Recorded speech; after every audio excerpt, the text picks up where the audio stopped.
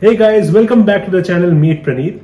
So today I have Shantanu with me, and recently he got his EB-1A I-140 approved. So we'll talk about his case and get to know how he filed the I-140, what were the criteria he met. So let's jump into the video right away. So Shantanu, can you please introduce yourself? Definitely. So my name is Shantanu Joshi. I'm an engineering sales manager for Koki Solder America. I'm based out of Cincinnati, Ohio. So a little bit about Koki Solder America is that we make soldering products for electronics manufacturing. Before joining Koki, I did my master's in industrials and systems engineering from State University of New York at Binghamton, and this is my first job out of the school. Wow, great.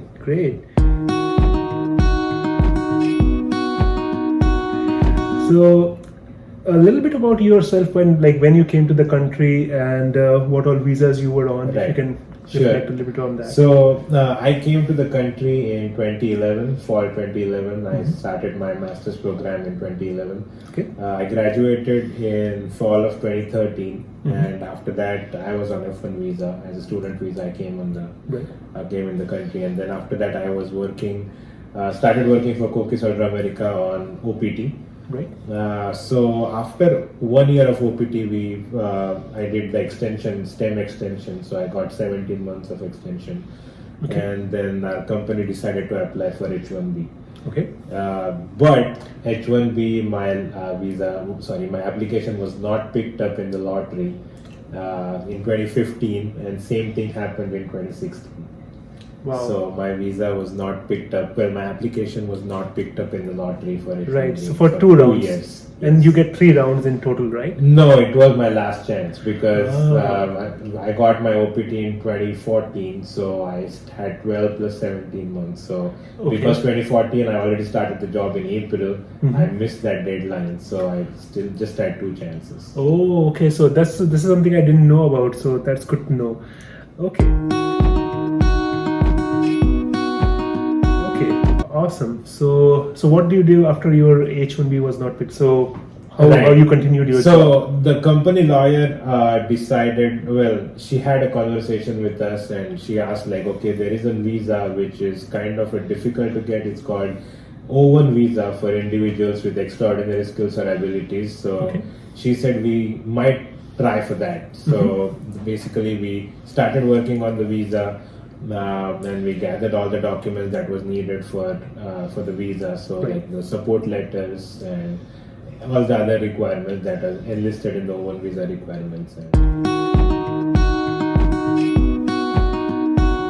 And I have seen that people say that it's very close to a EB-1 green card, right? So can you describe some of the requirements that you need to meet? Absolutely. So O1 visa and EB-1 are kind of similar. The difference between O1 and EB-1 is that the level of accomplishment in O1 is slightly lower than as of an EB-1. The criteria remains the same, so you still need to qualify for 3 out of 10 criteria. But the only thing is, I think the level of accomplishment is slightly on the lower side. Awesome. Thank you. First O1 approved in 2016, so that was for 3 years. So it was from October 2016 to August 2019. And then again I went for an O1 visa in 2019, one more time as an extension, because I wasn't sure if my profile is good enough for an EB-1. So I again applied for O1, got approved again. So I got 3 years extension. So it's similar to H1B extension, like you extend your visa after 3 years. Right. So the good thing about O1 is that you have unlimited extension. But if you get an extension, if you don't go outside the country, you get extension for 1 year. But if you do the consular processing, then you might get a 3 years. Obviously, it depends on from consulate to consulate. So, but typically you get 3 years extension. Also explain to the viewers about the consular processing a bit. Right. So consular processing is a process where the new visa is issued. So basically your visa doesn't extend. So the visa number changes basically. So the old visa will be revoked. It will be like, okay, the visa will be cancelled and they'll issue you a new visa.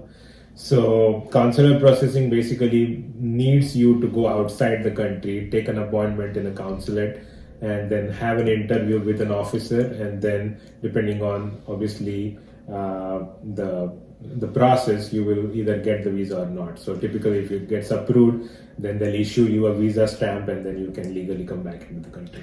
And if you don't mind, what questions were you asked in your visa interview for O1? So O1 visa interview, I think there was questions in the first O1 visa interview.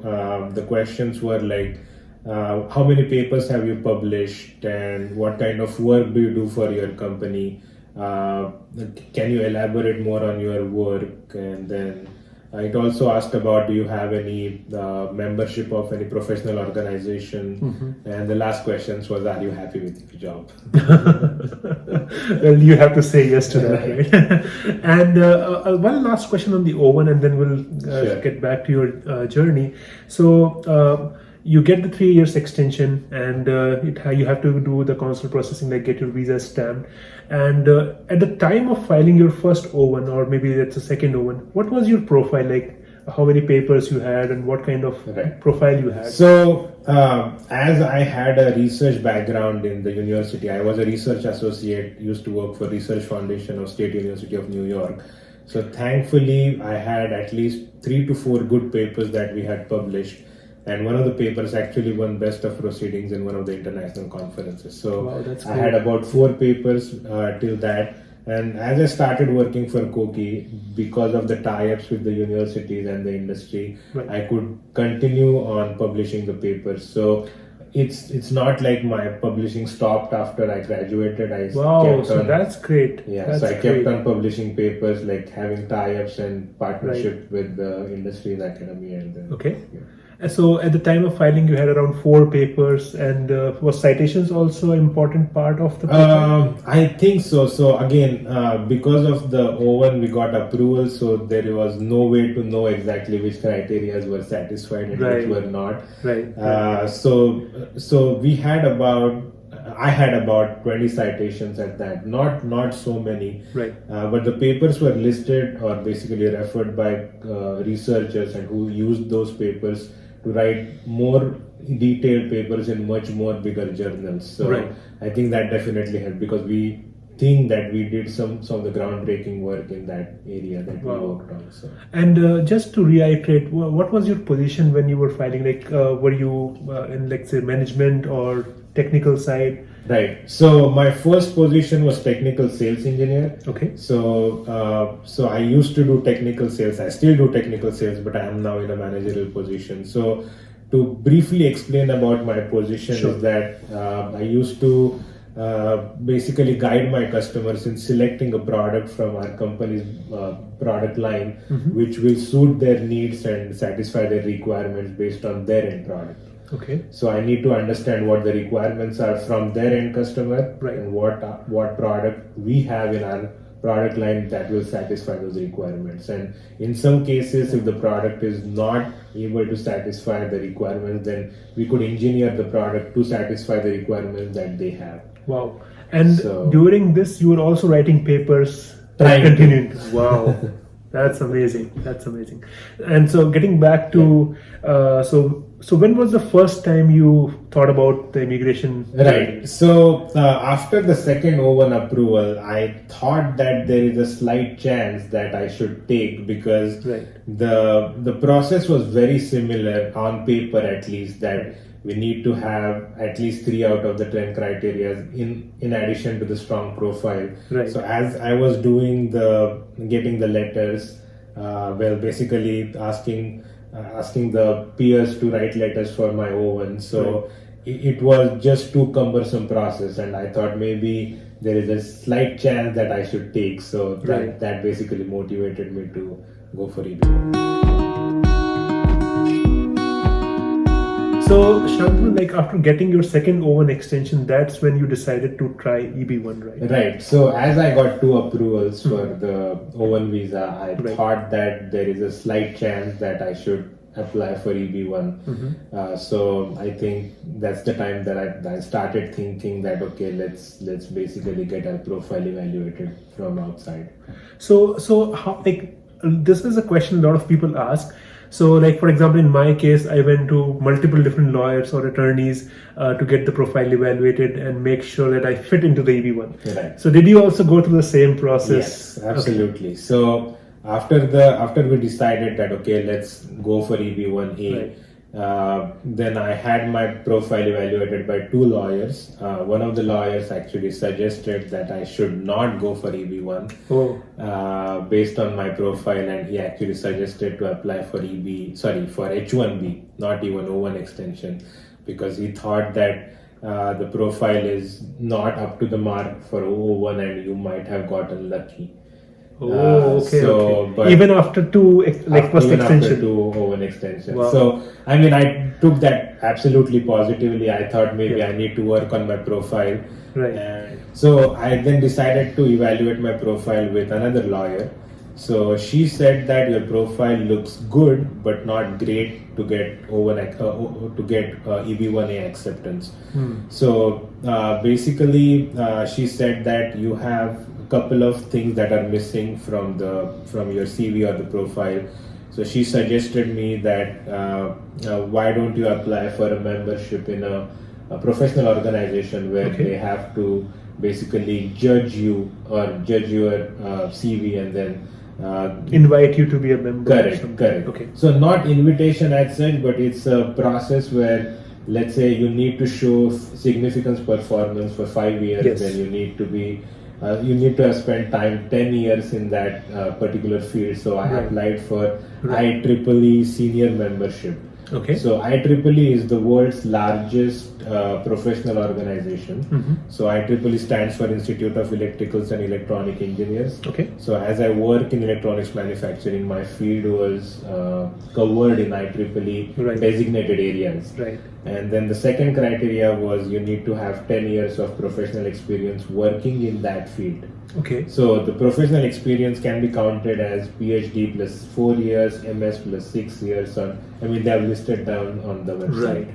And the last thing is basically the significance performance. So you need to have shown that, okay, you have published your papers or your research have been used in cases where people have gotten benefit out of that. Okay, so your research is impactful for the technology advancement that you are working on. Wow. So, and I think you should go and watch the other video I have on the channel where we discuss all the criteria. And I think this is an important criteria as well, because it's not a paid membership. It's something where the association or the society evaluates your profile and then awards you that membership. So you basically apply to become a IEEE senior member, and there is a specific application process that you need to go through, and you obviously need 3 references. Right. The references being that the reference member who is going to refer you has to be a senior member, fellow, or an honorary member. Right. So that means they have proved themselves that they are someone who basically subject matter experts in the field. Right.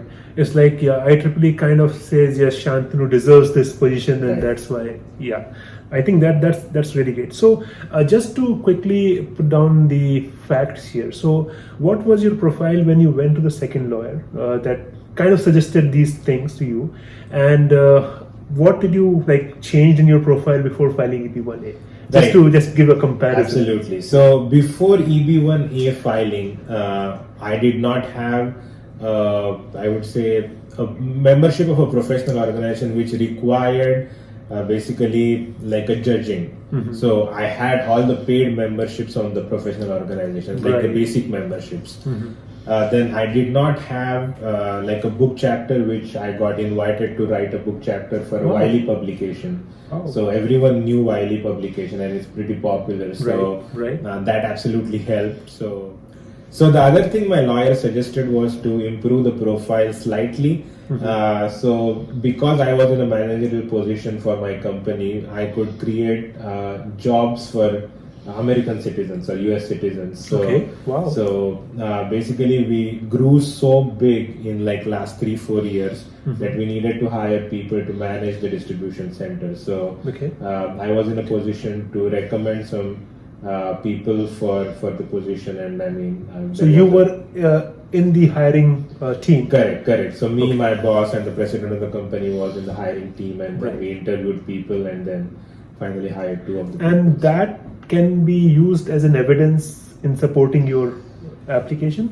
It can be. It's not gonna basically cover as a criteria to say. It could be a supporting thing. Yeah, it's like, okay, you are bolstering your application slightly, so you are Right. making your profile slightly stronger than Right. it used to be. So don't think of it as, okay, so you create American jobs, that means that you satisfied one of the criteria, Right, but right. it's definitely gonna help you make a good impression, I think. So, Right. So I think the bottom line is that you can also gather evidence which kind of build your profile or support your profile along with the criteria that you correct. need to match. Absolutely. Awesome.